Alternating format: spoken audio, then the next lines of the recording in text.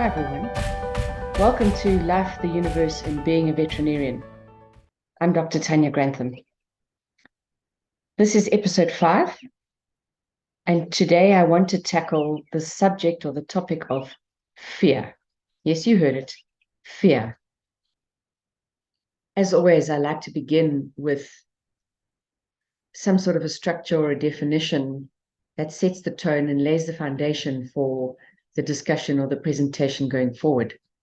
So I want to begin with the definition of fear.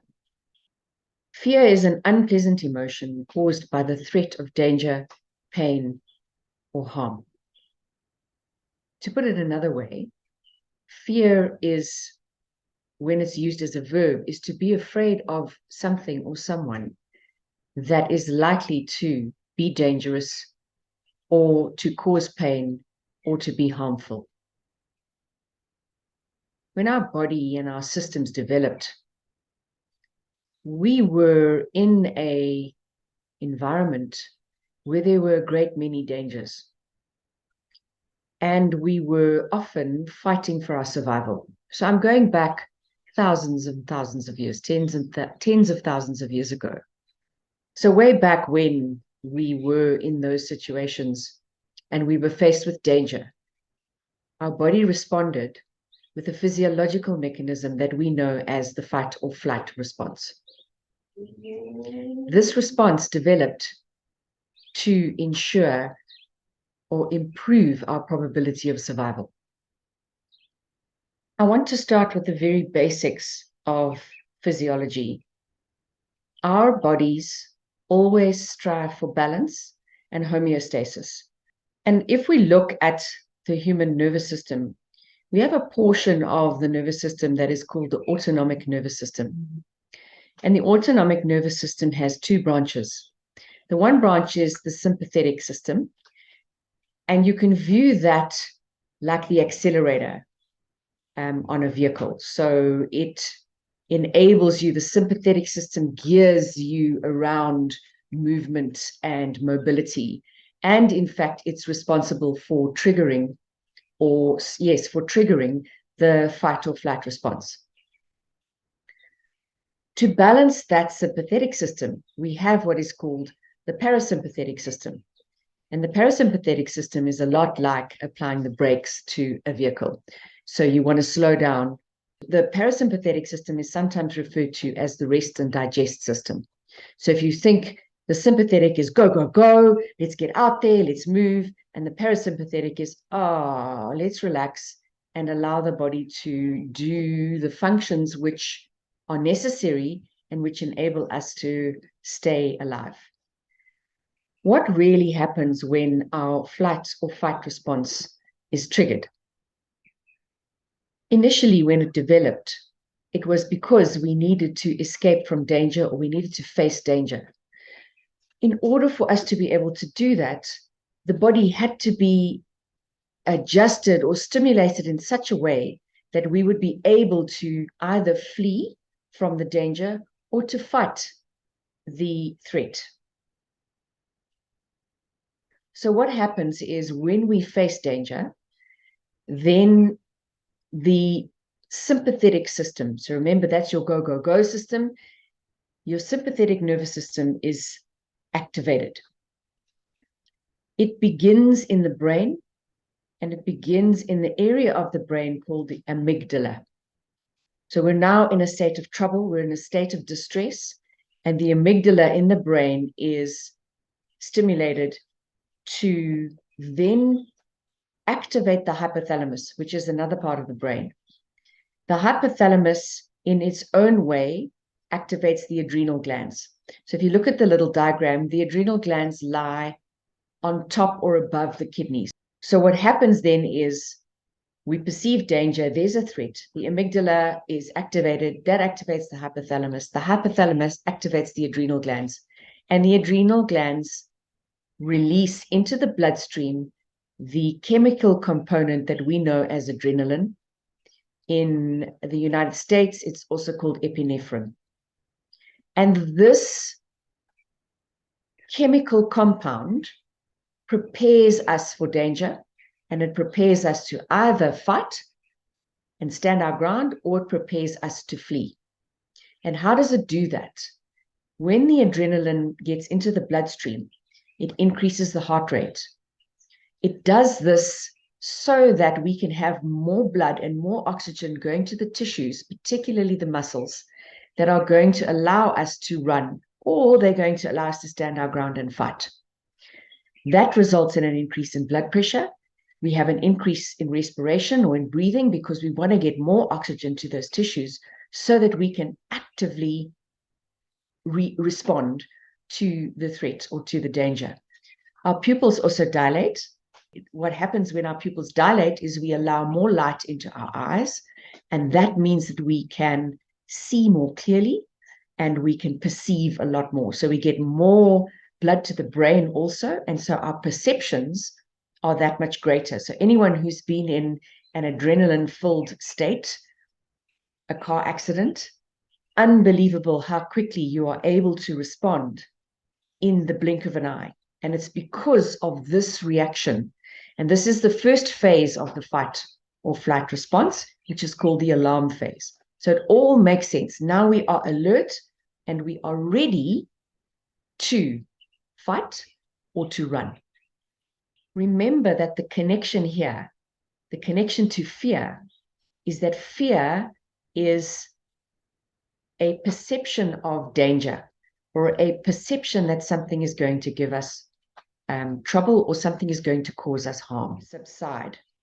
So now we're in this alert state, ready to do something or to actually respond.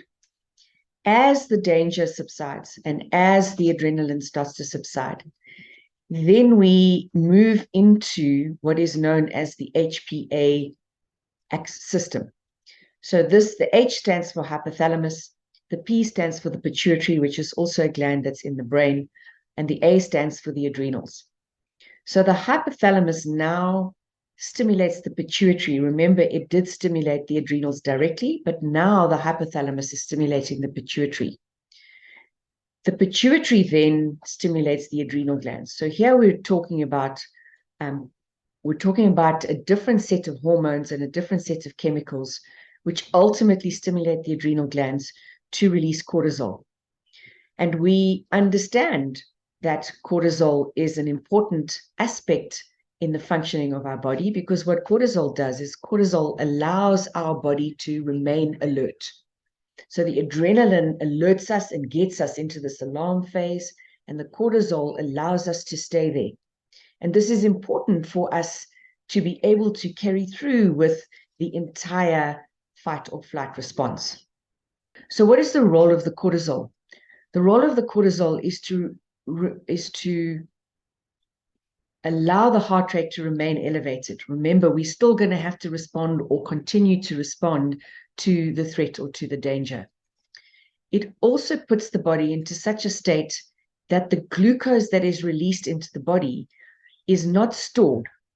The cortisol then says, okay, baby, we've got to use this glucose. And glucose, of course, is our energy. So now, remember, in the alert phase, we had an increased respiratory rate. We had more oxygen available to the tissues. But oxygen is not the only thing that the tissues require in order to move. Well, the muscles also require energy. And energy is in the form of glucose. So the cortisol says, I'm going to dampen the insulin because I don't need to store this energy. I need to use it right now. And therefore, the energy becomes available to the body. And so we can move ourselves or get out of the imminent danger. And in a normal situation, as the threat recedes, the cortisol levels also decrease.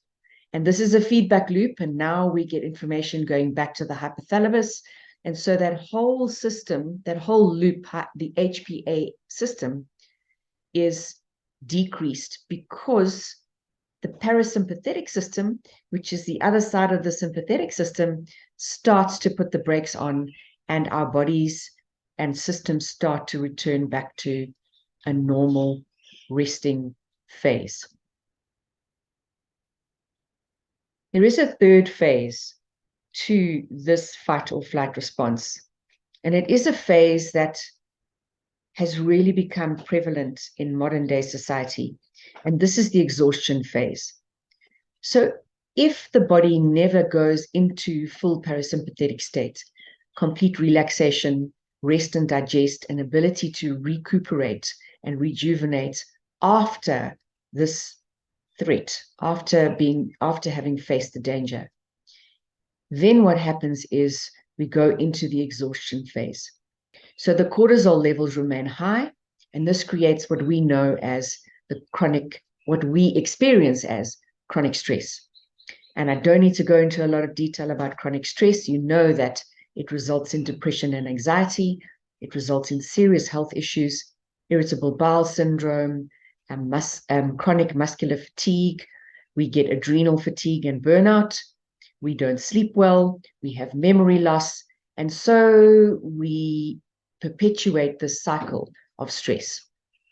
And this does tie in with the last episode of Life, the Universe, and Being a Veterinarian, because I spoke there about how do we manage our stress. And I spoke a lot about self-love. Now I want to look a little bit more at the chronic stress and the fears that we carry, and how can we work with those fears so that we are not in a constant state of stress. And I want to run through a few things that perpetuate chronic stress, and I want to link it to fear. My question to you is, what do you fear? I can tell you a few of the things that I fear. I fear disapproval. I fear being left out or being ostracized.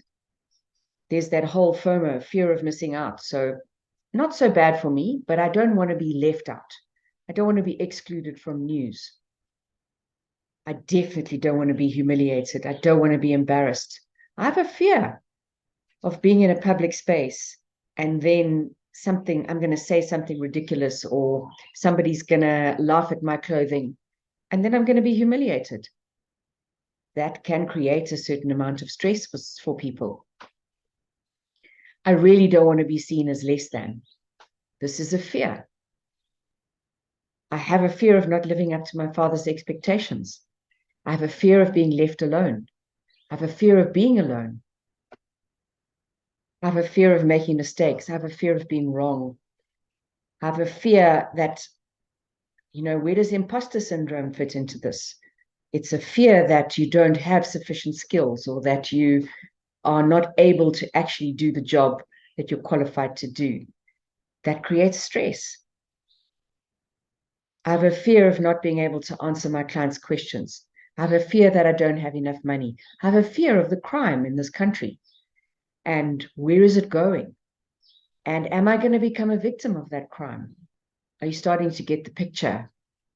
So there are so many things that are going on in our lives of which we are fearful. And that constant fear results in chronic activation of the HPA system, the hypothalamus pituitary adrenal axis. And as a result of that, we end up in chronic stress. And chronic stress has all those other repercussions on our body. My question then is, how are we going to transform this fear? How do we live with the fear in order for us, or to enable us to change it so that our bodies are not undergoing constant stress? To put it another way, how do I go from surviving to thriving? How do I really make changes within my life so that I am happy and joyful, and I'm really having a great deal of fun within my life, which is a fantastic counterbalance to stress? To put it another way, all of the fears that you may have and all of the conditioning that you have that puts you into this state are merely perceptions. They are conditioning, and they are things that we have taken on and things that we become exposed to in our modern day society and in our environment. Because let's be honest, that lion is not going to come roaming down the streets and kill you. So why are you in a constant state of readiness? One of the ways of looking at the word fear is to break it down and to see it as false expectations appear real. If we have a look at the false portion of it, what is that belief of yours based in? Is it based in somebody else's set of rules or someone else's society? Do you know what your truth is? Can you actually go within and be able to say, you know, this thing, it really doesn't ring true for me? In other words, the false aspect is really an opinion.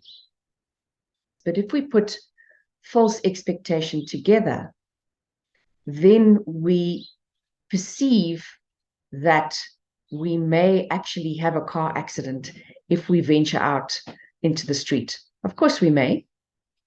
But if it becomes an excessive response to that and it becomes a phobia and we no longer drive, it's a false expectation that you will have an accident every time you leave your gate in your motor vehicle.